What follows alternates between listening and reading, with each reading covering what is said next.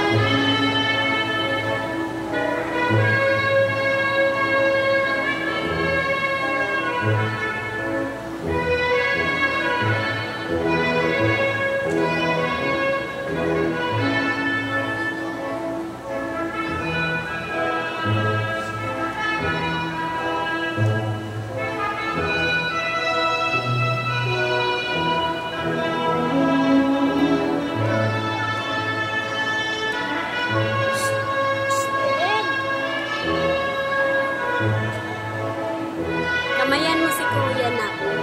Kamayan mo si Kuya. Sabihin mo, Yaya, mamaya.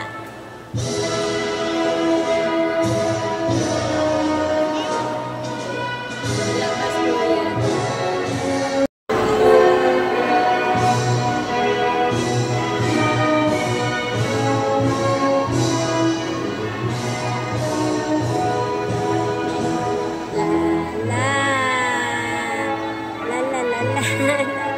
Where's Kuya? Nakadaan na? Dumaan na yata si Kuya.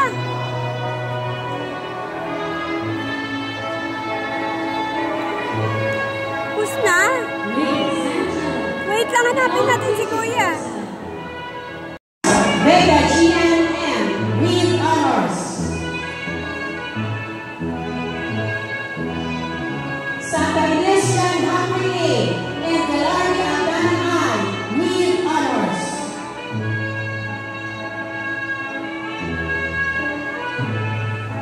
Congratulations, 10 Amber. Thank you so much, Yes, congratulations, 10 Amber.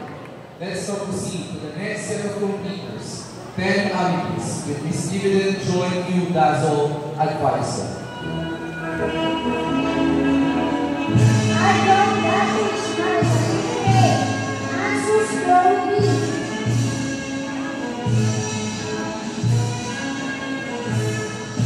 Kabaya Darwin J.E. Bakit sa 3 and 3 honors.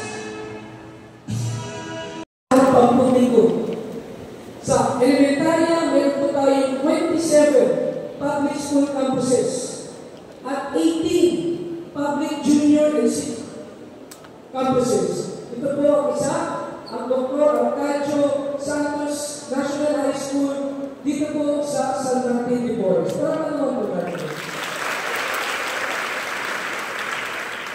1.3 billion pesos.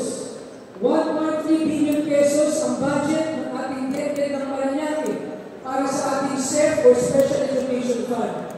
Yan po ang pinakamalaking budget sa lahat ng departamento sa lungsod ng Parañaque sa pagpapagawa po ng mga school buildings, facilities, laboratories, etc.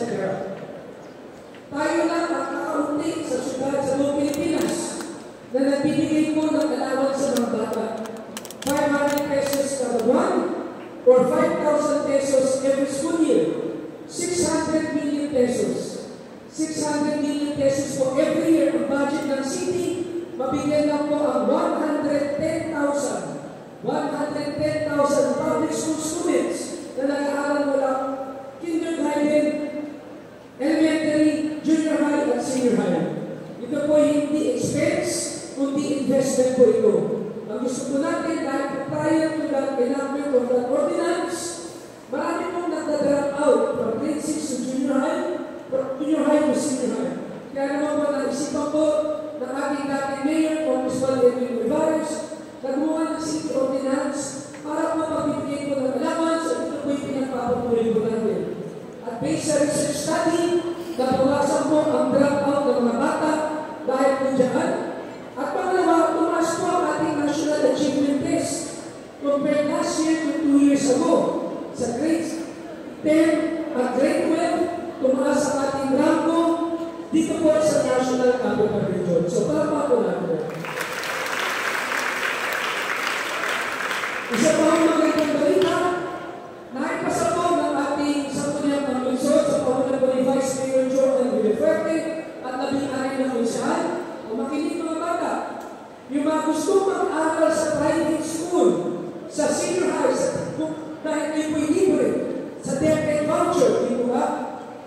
Meron na rin po kayo matatanggap na 500 pesos allowance sa private school or 5,000 pesos every month. So may option po kayo. Yung mga gusto mag-aral sa private school, meron na rin po kayo mabibigyan ng allowance this coming June, school year 2025-2026. Dahil kayo po ay DepEd voucher. Wala po kayong mabayaran sa private school. So para po natin.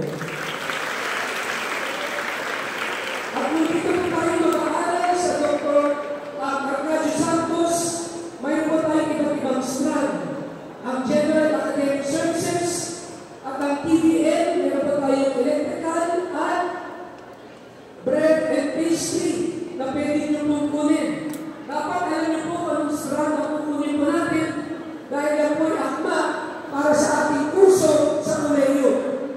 Kung kayo po ay gusto mag-aral ng accounting, business management, human resource management, marketing management, ATM po ang kukunin po natin strand. Yung accountancy, business management. Kung ang kurso naman po ninyo ay gusto ay engineering, mathematics, health-related program like nursing, midwifery, PT, radiotech, or medicine, STEM po ang kukunin po natin. Yung science, technology, engineering, mathematics. Kung gusto nyo naman po ay mag-aral patungkol po sa liberal arts, AP, or social sciences or education, yun ang kukunin po natin. Humanities and social science